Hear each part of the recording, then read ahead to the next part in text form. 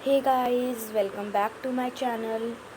जैसा कि last video में हमने हमारा class 7th civics chapter number 2 role of the government in health का यहाँ तक किया था, तो आज हमें इस वाले पैराग्राफ से स्टार्ट करना है।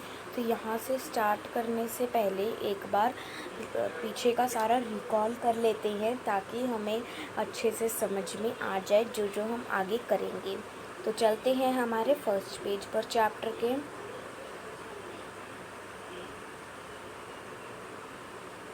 यस, तो यहाँ पर हमने पढ़ा था कि हेल्थ क्या होता है। तो हेल्थ वो होता है जिसमें हम हमारी अंदर की जो हमारी बॉडी होती है उसके अंदर की एबिलिटी, जैसे कि हमारी जिसको हम कितने बीमार हुए हैं, कितने हमें क्या क्या हुआ है, चोट लगी है, तो वो हमारी हेल्थ है। ठीक है, उसके बाद हमने ये पढ़ा था, एक टेबल पढ़ी थी जो कि मोस्ट इम्पॉर्टेंट टेबल है आपके इस चैप्टर में। तो इस टेबल को आप अच्छे से समझ लीजिएगा लास्ट वीडियो में, जिसमें मैंने इस टेबल को बहुत ब्रीफ में समझाया है, और उस वीडियो का लिंक आपको इस वाली वीडियो के डिस्क्रिप्शन में मिल जाएगा अगर आपने वो वीडियो नहीं देखी तो। और अगर आपको वीडियो पसंद आए तो लाइक कर देना, शेयर कर देना और चैनल को सब्सक्राइब कर देना और बेल आइकन भी प्रेस कर देना। चलते हैं। तो जैसा कि हमने पढ़ा कि इंडिया जो है वो सबसे ज़्यादा मेडिकल कॉलेजेस जो है वो प्रोड्यूस करती है, बनाती है वर्ल्ड में, और उसके पास 30,000 न्यू डॉक्टर्स होते हैं हर साल। ठीक है, और उसके बाद 1950 में उनके पास 2717 गवर्नमेंट हॉस्पिटल थे। उसके बाद 1991 में 11,174 और 2017 में 23,584 जो थे वो बढ़े थे। ठीक है, और उसके बाद जो इंडिया है वो मेडिकल टूरिस्ट में सबसे लार्ज नंबर पे आता है कि उसके पास इंडिया में बहुत सारे ऐसे बाहर से लोग आते हैं ट्रीटमेंट के लिए, और वो जो हॉस्पिटल्स होते हैं वो बेस्ट हॉस्पिटल्स कहलाए जाते हैं इंडिया के वर्ल्ड के कंपेयर से। ठीक है, और जो इंडिया है वो थर्ड लार्जेस्ट प्रोड्यूसर है मेडिसिन्स का वर्ल्ड में, और सबसे ज़्यादा मेडिसिन्स एक्सपोर्ट भी वही करता है। तो ज़्यादातर जो डॉक्टर्स होते हैं वो अर्बन एरियाज़ में हैं, जैसे, और जो रूरल एरियाज़ के लोग होते हैं वो जो रूरल एरियाज़ के लोग होते हैं उनको बहुत लंबा डिस्टेंस कवर भी करना पड़ता है, क्योंकि वहाँ पर इतने ज़्यादा डॉक्टर्स नहीं होते, और अगर उनको किसी भी ट्रीटमेंट की ज़रूरत होती है तो उन्हें बहुत ज़्यादा लंबा सफ़र करना पड़ता है उनके ट्रीटमेंट के लिए या फिर हॉस्पिटल्स तक पहुंचने के लिए। 5 लाख लोगों से भी ज़्यादा, मतलब 5 लाख तो करीब बताया कि 5 लाख के करीब लोग जो है वो हर साल ट्यूबरक्लोसिस से सफ़र करते हैं, उन्हें ट्यूबरक्लोसिस हो जाता है। और ये जो नंबर होते हैं, ये जो 5 लाख लोग हैं, ये कब, इनकी ये जो वैल्यू थी वो कब चेंज हुई थी, जब हमारे इंडिया को आज़ादी मिली थी। क्योंकि उसके बाद क्या होता था कि जो भी डॉक्टर्स बनते थे इंडिया में तो वो इंडिया के हॉस्पिटल्स में पब्लिक की वही ट्रीटमेंट करते थे। नहीं तो जब तक ब्रिटिशर्स का राज था तब तक जो ब्रिटिश थे वो अपने ब्रिटिश में डॉक्टर्स को ले जाते थे, उनको धमकियाँ दे देकर, पर उनको जाना भी पड़ता था क्योंकि जो हमारा इंडिया था वो तब तक आज़ाद नहीं था, सॉरी। ठीक है, उसके बाद जो 2 मिलियन केसेस से मलेरिया के केसेस आते थे, लगभग 2 मिलियन के रिकॉर्डिंग हर साल, और ये कभी भी कम नहीं हुई, ये बढ़ते रहे पर कम नहीं हुए। ठीक है, और वो जो थे गवर्नमेंट हॉस्पिटल्स वाले, वो जो थे वो क्लीन ड्रिंकिंग वाटर प्रोवाइड करना में एबल नहीं थे पब्लिक को जो भी ट्रीटमेंट के लिए आता था, और कम से कम 21% जो लोग थे वो कम्युनिकेबल डिसीज़ से सफ़र करते थे, जो कि वाटर से बनती है डिसीज़। ठीक है, जैसे कि डायरिया, वॉर्म्स, हेपेटाइटिस और भी बहुत सारी।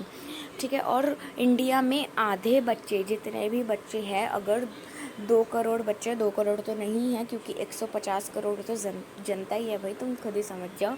तो 2 करोड़ तो नहीं है, ऑलमोस्ट 50 करोड़ या फिर 50 करोड़ या फिर होगी इतने कुछ करके। तो उतने बच्चे, उनके आधे बच्चे या फिर कितने भी बच्चे हैं, उनके आधे बच्चे जो थे वो, उनको अच्छा खाना नहीं मिलता था खाने के लिए और वो बीमारियों से सफ़र करते थे। ठीक है, तो उसके बाद आगे बढ़ते हैं। यहाँ पर हमने एक स्टोरी पढ़ी थी हकीम शेख की।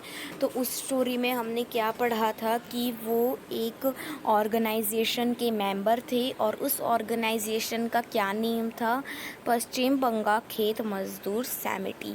उसकी शॉर्ट फॉर्म थी PBKMS।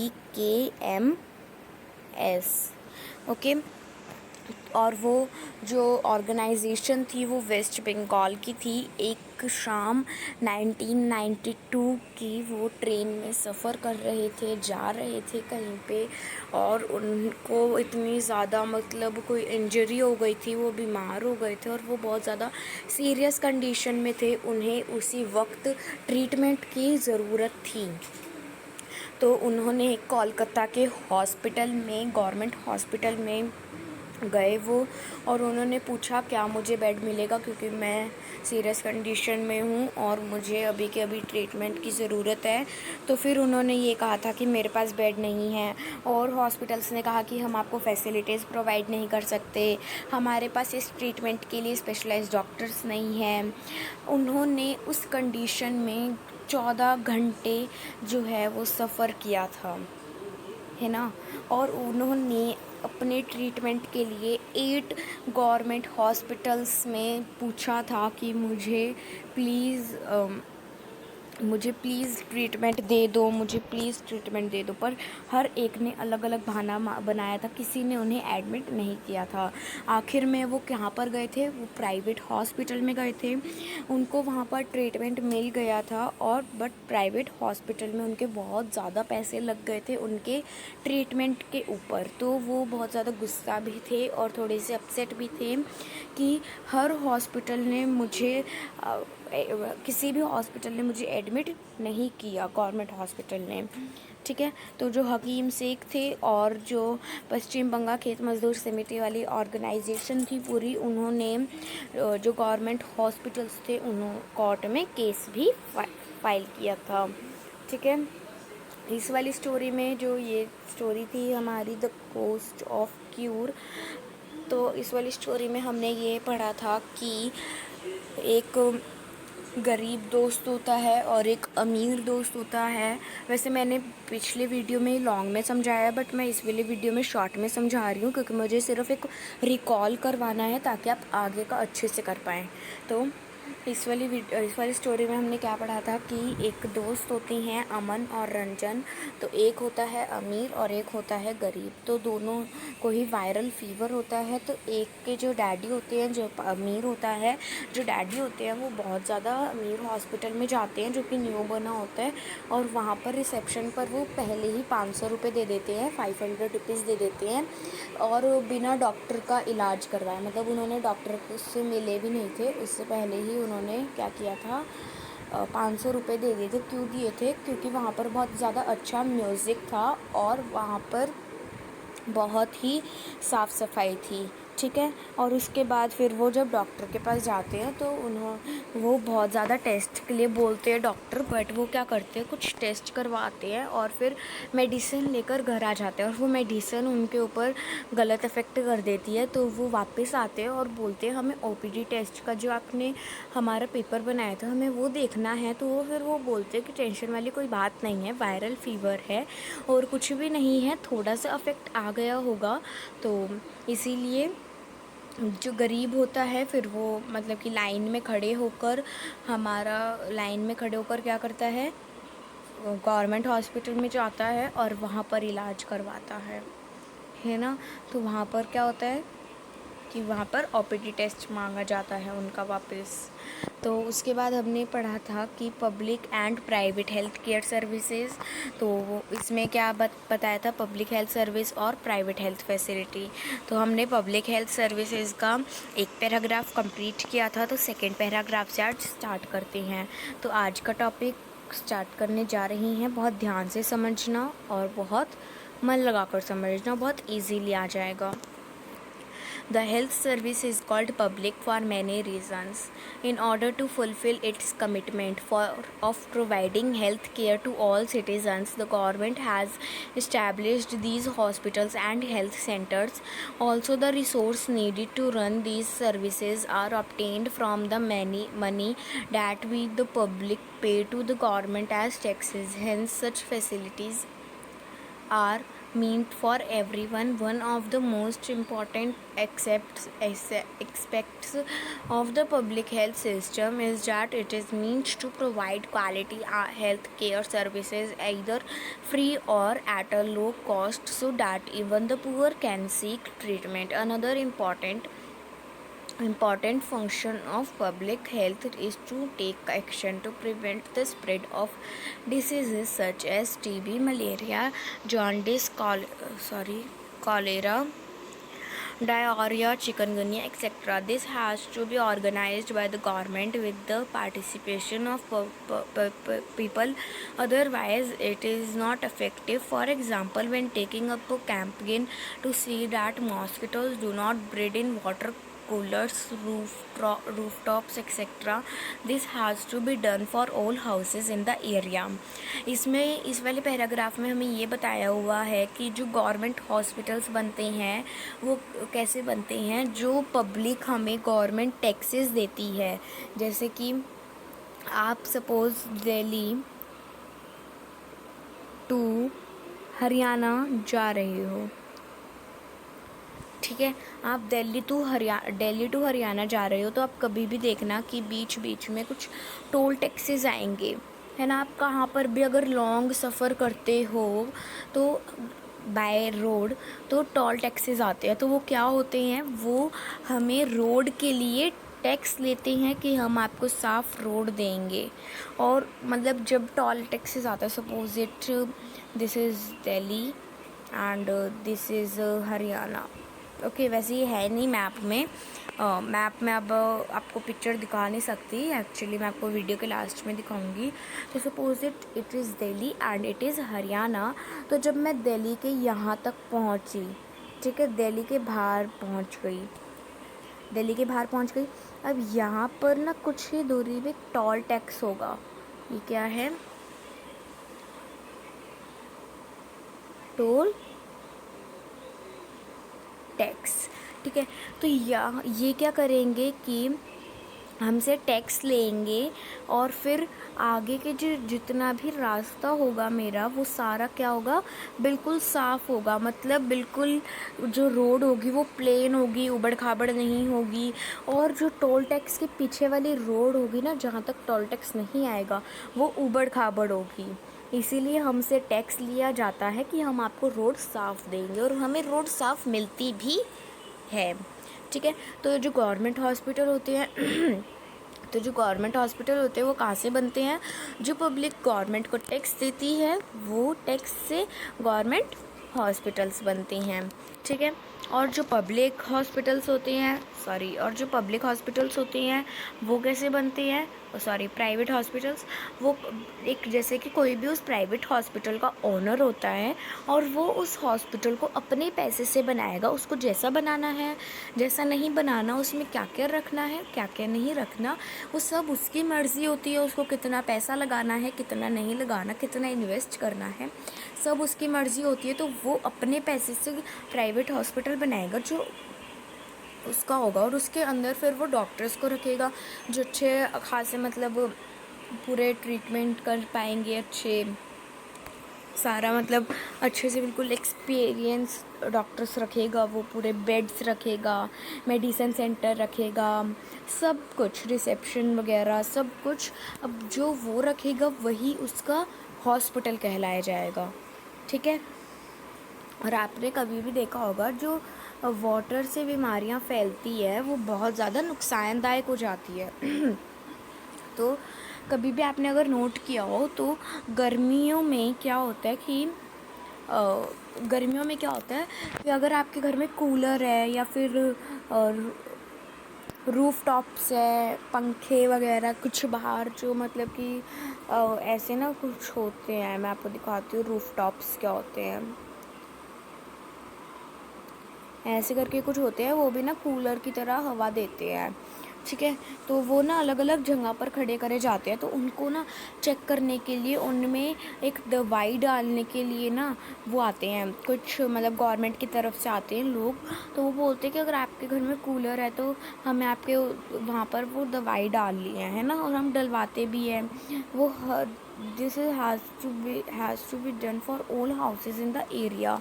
ये हर घर में किया जाता है एरिया की। हाँ, ये नहीं है कि जिनके घर में कूलर नहीं है, रूफ टॉप्स नहीं है, उनके घर में वो घुसे चले आएंगे, नहीं। वो मतलब जिनके घर में हैं उन्हीं के घर में डालते, क्योंकि जिनके घर में नहीं है ना और वो बेफालतू में ऐसी डालेंगे तो वो नुकसानदायक भी हो सकती है। ओके, तो आगे चलते हैं। Yes, recall the case of Hakim Sheikh. Would you like to know that what the court said in this case? हमें हकीम शेख का जो केस पढ़ा था वो दोबारा से याद करना है, मैंने आपको याद दिलवा दिया है। और क्या आपको जानने में इच्छा हो रही है कि उन्होंने जो कोर्ट में केस फाइल किया था उसमें क्या हुआ, ठीक है, कोर्ट ने उस केस में क्या कहा। According to our constitution, it is the primary duty of the government to ensure the welfare of the people and provide health care facilities to all. हमारे लॉ के रिगार्डिंग, कॉन्स्टिट्यूशन के regarding ये government की duty बनती है कि वो people में, लोगों में भेदभाव ना करे और हर एक को हेल्थ केयर फैसिलिटी प्रोवाइड करे, ठीक है। तो यहाँ चलते हैं आगे। The government must safeguard the right to live of life of every person. The court said that the difficulty that Hakim Sheikh had to face could have cost him his life. If a hospital cannot provide timely medical treatment to a person, it means that this protection of life is not being given. जो government होती है, जो सरकार होती है, वो क्या सोचती है कि हम लोगों की मतलब कि उन्हें लोगों की जान बचाने का, ज़िंदगी बचाने का हक है ना। गवर्नमेंट ही तो बचाएगी हमारी ज़िंदगी। अगर गवर्नमेंट हॉस्पिटल्स नहीं बनाएगी, गवर्नमेंट हमें हेल्थ केयर फैसिलिटीज़ नहीं देगी, रोड पर चलते फिरते एक्सीडेंट्स होते रहेंगे, गवर्नमेंट उसके ऊपर आवाज़ नहीं उठाएगी, तो क्या हम बच पाएंगे? नहीं बच पाएंगे। हमारी ज़िंदगी रह पाएगी? नहीं रह पाएगी। तो जो सरकार है उन्हीं का हक है हर पर्सन की, हर आदमी, हर लोगों की ज़िंदगी बचाने का। तो कोर्ट ने क्या कहा था कि हकीम शेख ने जो डिफ़िकल्टीज़ फेस करी, उस क्रिटिकली कंडीशन के साथ उन्होंने अपनी लाइफ को बहुत बड़ी कीमत दी है। एक तरीके से उन्होंने बहुत बड़ा रिस्क उठाया था। तो अगर एक हॉस्पिटल उन्हें मेडिकल ट्रीटमेंट नहीं दे सकता किसी भी इंसान को, तो इसका मतलब क्या हुआ कि वो जो है उसको उसकी ज़िंदगी की प्रोटेक्शन नहीं मिल रही उसको, उस इंसान को, है ना। उसके बाद आगे चलते हैं। The court also said that it was the duty of the government to provide the necessary health services, including treatment in emergency situations. Hospitals and medical staff must fulfill their duty of providing the necessary treatment. Hakim Sheikh was denied treatment at various government hospitals. Therefore, the court asked the state government to give him the money that he had spent on his treatment. Court ने ये भी कहा था कि ये government की ये भी ड्यूटी है कि वो हर एक को हेल्थ सर्विस एक तो प्रोवाइड करे, वो तो है ही है। और उसके बाद जो इमरजेंसी सिचुएशंस, यानी कि जैसे कि हकीम शेख की सिचुएशन थी बिल्कुल, है ना, एकदम से वो बीमार हो गए थे, इंजरी हो गए थे, तो वैसे ही इमरजेंसी सिचुएशन में भी उन्हें अच्छा खासा ट्रीटमेंट देना है। हॉस्पिटल्स जो है और जो मेडिकल स्टाफ है पूरा का पूरा, उनकी ये ड्यूटी बनती है कि वो ट्रीटमेंट दे मतलब मना ना करे किसी को। और जो हकीम शेख थे उन्होंने बहुत सारे गवर्नमेंट हॉस्पिटल्स में ट्रीटमेंट के लिए विनती करी थी, रिक्वेस्ट करी थी। इसीलिए जो कोर्ट था उन्होंने स्टेट गवर्नमेंट के से पैसे जो थे वो उस ट्रीटमेंट पर दिए। यानी कि हकीम शेख के जितने भी पैसे लगे थे उनके ट्रीटमेंट पर प्राइवेट हॉस्पिटल में, वो पैसे किसने दिए थे फिर? स्टेट गवर्नमेंट ने, क्योंकि गवर्नमेंट हॉस्पिटल्स ने मना किया था उन्हें एडमिट करने से। ठीक है, उसके बाद हमारा जो सेकेंड पार्ट आता है प्राइवेट हेल्थ फैसिलिटीज़, तो वो पढ़ते हैं कि वो क्या होता है। ठीक है, There is a wide range of private health facilities exist in our country. A large number of doctors run their own private clinics. In the rural areas, one finds registered medical practitioners RMPs.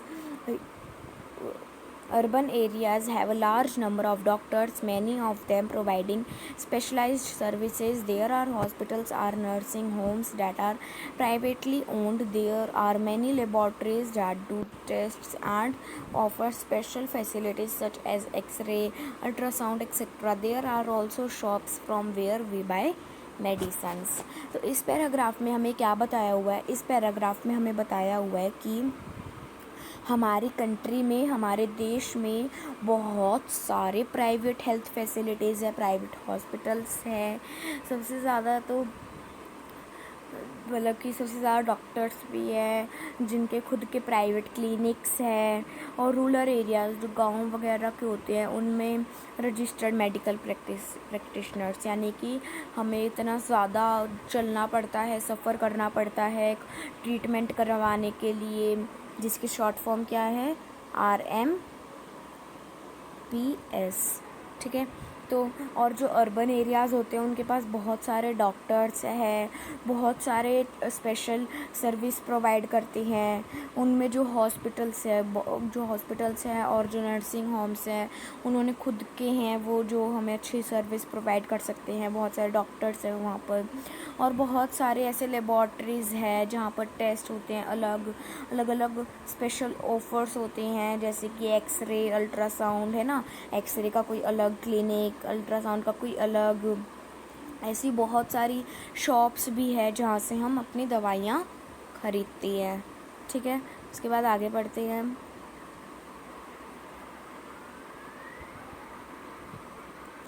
As the name suggests, private health facilities are not owned or controlled by the government. Unlike the public health services, in private facilities, patients have to pay a lot of money for every service that they use. जैसा कि हमने private health facilities में पढ़ा कि जो private health facilities होती है ये गवर्नमेंट नहीं चलाती, ये जिनका है वही उनके हाथ में होता है, उनके कंट्रोल में होता है।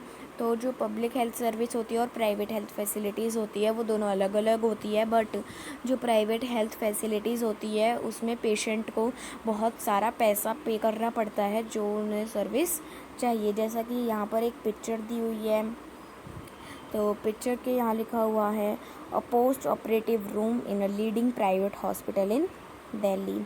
ये एक हॉस्पिटल का रूम है, ऑपरेशन रूम है दिल्ली में, जो कि प्राइवेट हॉस्पिटल है। तो आप खुद ही देख सकते हैं इस बंदे के बेड पे एक डॉक्टर, एम आई राइट, है ना, यहाँ पर एक डॉक्टर, यहाँ पर कितने सारे डॉक्टर्स हैं, और एक ये रे, है ना। तो इसीलिए प्राइवेट हेल्थ फैसिलिटीज़ में थोड़े से ज़्यादा डॉक्टर्स होते हैं क्योंकि वो खुद का ओन होता है। Today, the presence of private facilities can be seen all around. In fact, now there are large companies that run hospitals and some are engaged in manufacturing and selling medicines. Medical shops are found in every corner of the country. जैसा कि private facilities आज है और सारी जगह पर हमें चारों ओर देखने को मिलती है, तो इसीलिए बहुत बड़ी बड़ी जो कंपनीज़ होती है वो इन हॉस्पिटल्स को चलाती है। और कुछ कुछ तो मतलब वो दवाइयाँ भी बेचती हैं, मेडिसिन्स भी बेचती हैं बना बना के। और मेडिकल शॉप्स जो होती है वो भी आपको आजकल तो देश के हर कोने में मिल जाएगी, कॉर्नर ऑफ द कंट्री। उसके बाद हमारा टॉपिक आता है हेल्थ केयर एंड इक्वालिटी। तो पढ़ते हैं इसमें क्या है। Is adequate health care available to all. पढ़ते हैं। Yes, in India, we face a situation where private services are increasing but public services are not. What is then available to people are mainly private services. These are concentrated in urban areas. The cost of these services is rather high. Medicines are expensive. Many people cannot afford them or have to borrow money when there is an illness in the family. तो इस paragraph में हमें क्या बताया हुआ है। इस paragraph में हमें बताया हुआ है कि इंडिया में जो भारत में इंडिया में जो सिचुएशंस फेस करी जाती है प्राइवेट सर्विसेज जहाँ पर होती है, और वो जो पब्लिक सर्विसेज में फेस नहीं करी जाती। ठीक है ना, मतलब कि जो सिचुएशन हमें प्राइवेट सर्विसेज में फ़ेस करनी पड़ती है वो पब्लिक सर्विसेज में नहीं करनी पड़ती। यानी कि इसका मतलब क्या हुआ कि प्राइवेट सर्विस जो है वो अच्छी है, वो थोड़ा सा और हमें ध्यान देती है, बट पब्लिक सर्विस थोड़ा सा नहीं दे पाती क्योंकि वो गवर्नमेंट चलाती है और गवर्नमेंट के पास और भी कितने सारे वर्क्स होते हैं। तो पीपल्स के लिए ज़्यादातर प्राइवेट सर्विसेज ही अब रह गई हैं क्योंकि पब्लिक सर्विसेज में इतने ज़्यादा फैसिलिटीज़ नहीं दी जाती, और ये ज़्यादातर अर्बन एरियाज़ में होते हैं। पर जो कॉस्ट होती है वो थोड़ी सी ज़्यादा होती है पब्लिक सर्विसेज के रिगार्डिंग में, और जो मेडिसन्स है वो भी महंगी है। बहुत से लोग तो अफोर्ड भी नहीं कर पाते इतना ज़्यादा मनी जब उनके परिवार में कोई भी बीमार हो जाता है तो, और ये गलत बात है बिल्कुल। Some private services encourage incorrect practices to earn more.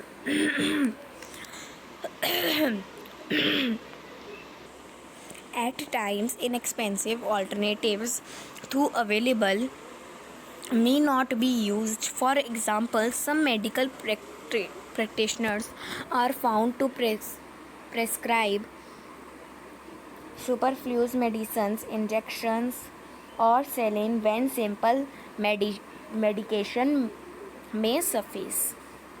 तो इसमें क्या बताया हुआ है कि कुछ प्राइवेट सर्विसेज ऐसी होती है जिसमें कि बहुत से लोग सिर्फ़ और सिर्फ पैसा कमाने की सोचते हैं। बहुत बारी तो मतलब कि विश्वास, यानी कि इतना तो मतलब होता भी नहीं है कि इतना पैसा भी, जितना मतलब चीज़ का रिगार्डिंग नहीं हो पाता उतना वो पैसा मांगते हैं, और उनको देना भी पड़ता है क्योंकि फिर हम उनसे इलाज करवा चुके होते हैं। जैसे कि कुछ मेडिकल प्रैक्टिशनर्स, यानी कि मेडिकल कुछ लोग जो होते हैं जो मेडिकल क्लिनिक पर बैठते हैं या फिर मेडिकल शॉप्स पर बैठते हैं वो कुछ ना कुछ मेडिसन्स, इंजेक्शन, सेलिन और भी बहुत सारी चीज़ें से बनाते हुए दिखेंगे आपको, मतलब कि अलग अलग केमिकल से। In fact, barely 20% of the population can afford all the medicines that they require during an illness. Hence, even for those whom one might not think as being poor, medical expenses cause hardship. It was reported in a study that 40% of people who are admitted to a hospital for some illness or injury have to borrow money or sell some of their possessions to pay or expenses. तो इसमें हमें क्या बताया हुआ है कि 20%, सिर्फ और सिर्फ 20%, 100 में से 20% जो लोग हैं सिर्फ़ और सिर्फ वो अफोर्ड कर पाते हैं जब उनके हर मेडिसिन अफोर्ड कर पाते हैं जब वो किसी भी चीज़ में बीमार होते हैं। ठीक है। और जो 80% लोग हैं 100 में से 100% माइनस सॉरी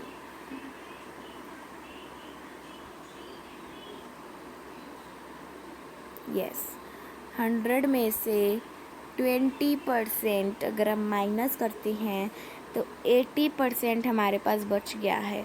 तो जो 80% लोग हैं वो अफोर्ड नहीं कर पाते। ये जो है वो पुअर गरीब मीन्स वो वाला भी गरीब नहीं कि वो बिल्कुल भी अफोर्ड नहीं करते, बट वो अफोर्ड नहीं कर पाते। वो क्या है, या तो मिडिल क्लास है या फिर पुअर है, लोअर क्लास जिसे हम कहते हैं।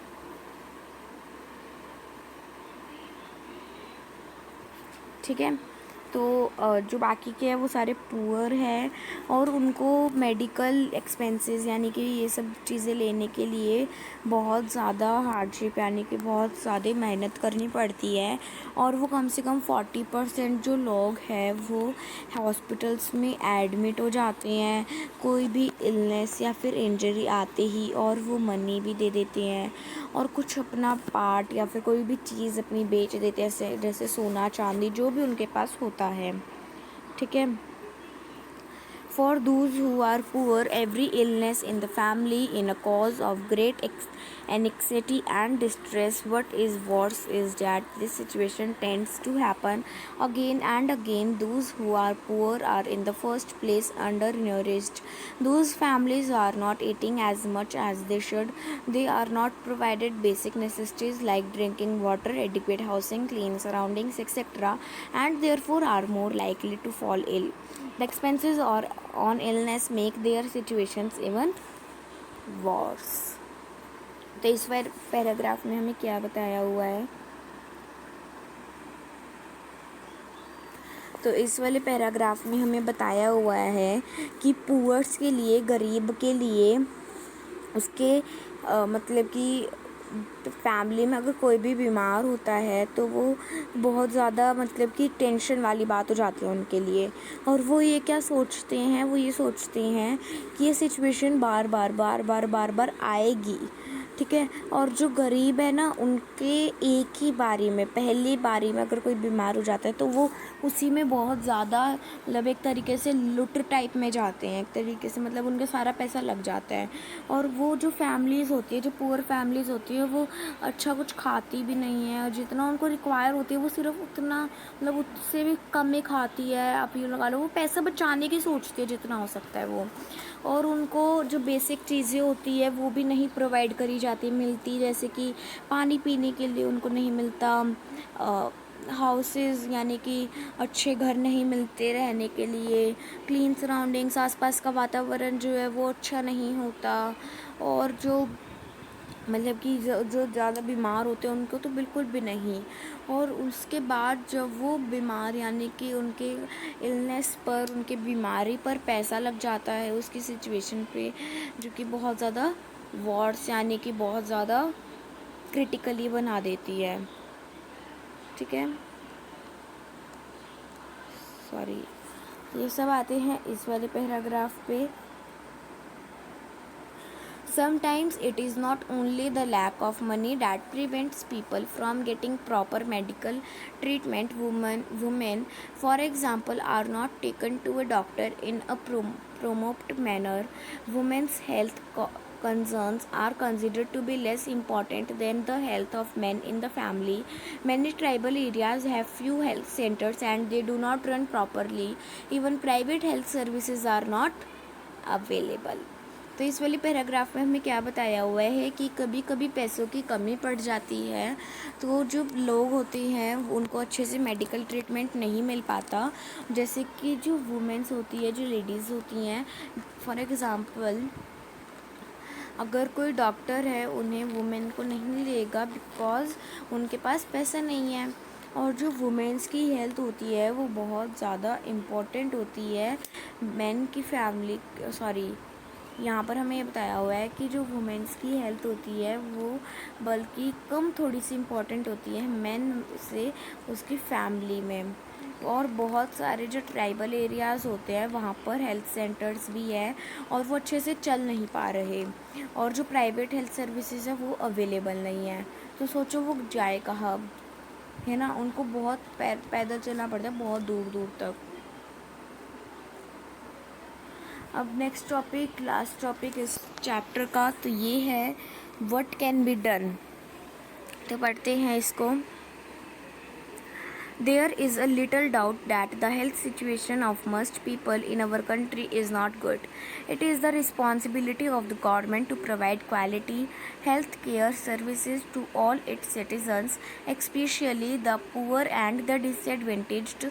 However, health is as much dependent on the basic amenities and social conditions of the people as it is on health care services. Hence it is important to work on both in order to improve the health situation of our people, and this can be done. Look at the following example. तो इस paragraph में हमें क्या बताया हुआ है कि इस पैराग्राफ में बताया हुआ है कि छोटा सा डाउट है कि जो हेल्थ सिचुएशन है, जो बीमारी है, जो हेल्थ हमारी सिचुएट है हेल्थ की, वो हमारे लोगों की हमारी कंट्री में वो अच्छी नहीं है ना। तो ये गवर्नमेंट की रिस्पॉन्सिबिलिटी है कि वो हेल्थ केयर सर्विस हर इंसान को प्रोवाइड करे, अच्छी क्वालिटी, अच्छी हेल्थ केयर सर्विस प्रोवाइड करे, चाहे वो पुअर हो, चाहे वो ना दे पाए, कैसा भी हो, है ना। इसीलिए हाउ जो हेल्थ है वो किस पे, छोटे छोटे मतलब बेसिक चीज़ों पर डिपेंड होती है। हमारे लोगों की जो हेल्थ है वो छोटी छोटी चीज़ों पर क्या होती है, डिपेंड होती है। तो जो हेल्थ केयर सर्विसेज होती है वो गवर्नमेंट की जिम्मेदारी बनती है कि वो प्रोवाइड करे, ठीक है। तो कुछ एग्जांपल्स देखते हैं। Sorry, this is not the last topic, even there are 2 topics are. अब हमारा आता है सेकेंड लास्ट टॉपिक, जो कि है the Kerala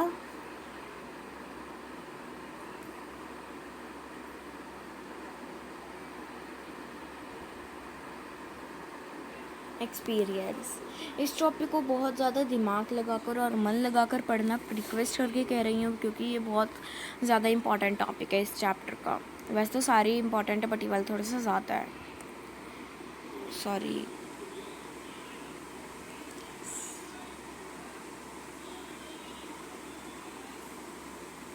Okay. In 1996, the Kerala government made some major changes in the state.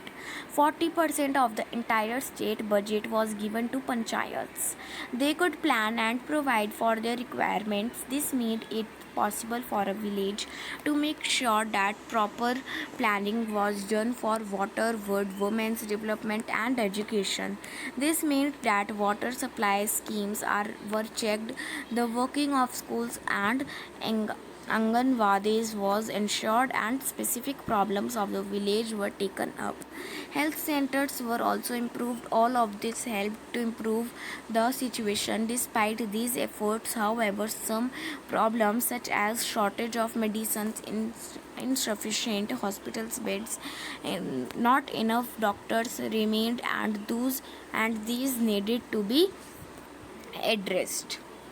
तो इस चैप्टर में हमें क्या बताया हुआ है, इस चैप्टर में हमें ये बताया हुआ है कि 1996 की बात हो रही है यहाँ पर, कि जो केरला की गवर्नमेंट थी, जो केरला की सरकार थी, उन्होंने अपनी स्टेट में कुछ चेंजेस करे थे।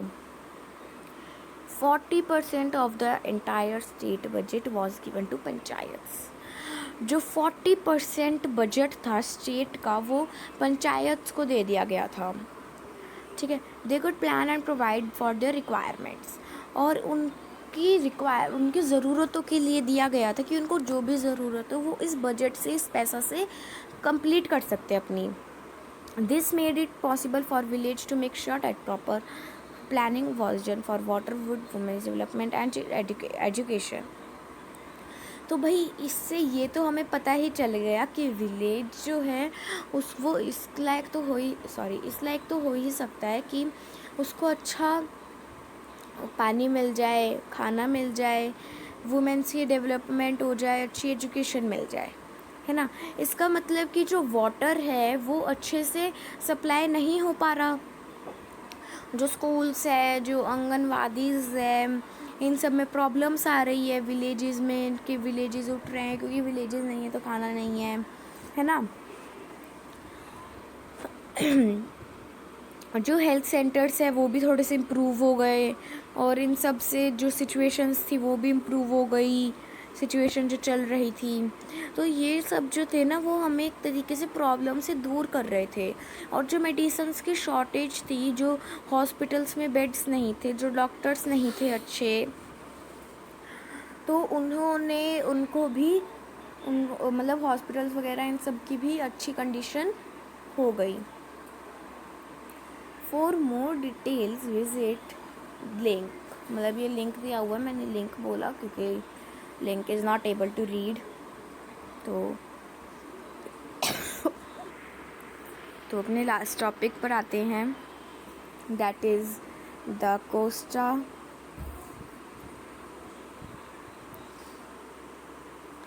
रिकन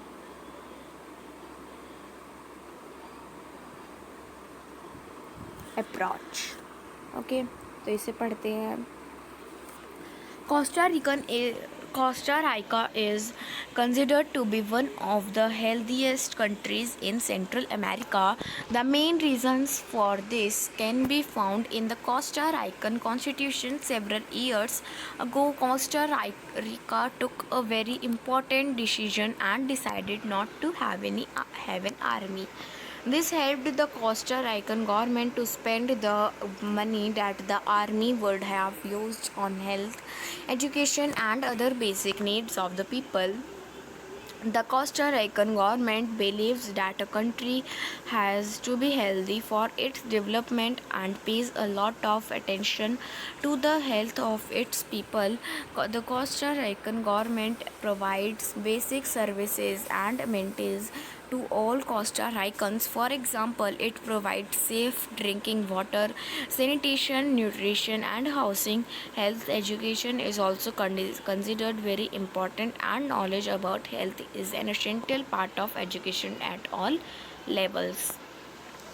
तो इस पैराग्राफ में हमें क्या बताया हुआ है, इस पैराग्राफ में मैं आपको शॉर्ट में बताती हूँ, अच्छे से समझ में आ जाएगा। कि बताया हुआ है कि जो कोस्टा रिकन था वो सबसे ज़्यादा सेंट्रल अमेरिका का हेल्दीएस्ट कंट्री था। यानी कि जो कोस्टा रिका है वो एक कंट्री का नेम है, ये तो पता चल ही गया अब हमें, ठीक है। तो इसका मेन रीज़न क्या था कि कोस्टा रिकन के जो लॉज थे, बहुत सालों तक जो कोस्टा रिकन था वो बहुत ज़्यादा इम्पॉर्टेंट डिसीजंस में आता था, और वो ये डिसाइड करता था कि आर्मी नहीं होनी चाहिए, है ना, सेना नहीं होनी चाहिए। अगर सेना नहीं होगी तो हमारे देश की रक्षा कौन करेगा, है ना। बॉर्डर्स पर जो सेना है वो नहीं होनी चाहिए, उसकी ये थ्योरी थी। तो जो कोस्टा रिकन की गवर्नमेंट थी उन्होंने कुछ पैसा दिया कि जो आर्मी है वो यूज़ करे उसकी हेल्थ पर, एजुकेशन पर, और बेसिक नीड्स लोगों की बेसिक नीड्स पूरी होनी चाहिए, जितना कि आर्मी मतलब पैसा ले जाती है। तो जो कोस्टा रिकन की गवर्नमेंट थी उन्होंने ये बिलीव किया था कि एक देश जो है वो हेल्दी होना चाहिए उसकी डेवलपमेंट्स के लिए, ताकि वो अगर किसी भी लोग की हेल्थ ख़राब हुई ना तो वो उस पर वो पैसा दे पाए। तो जो कोस्टा रिकन गवर्नमेंट थी उन्हें बहुत बेसिक सर्विसेज वगैरह चाहिए थी कोस्टा रिकन के लोगों को। जैसे कि फॉर एग्ज़ाम्पल अगर उन्होंने हमें drinking water, sanitation, nutrition, housing, health, education ये सब प्रोवाइड कर दिया, जो कि बहुत इम्पॉर्टेंट होता है हमारी हेल्थ के लिए, ठीक है। और उसमें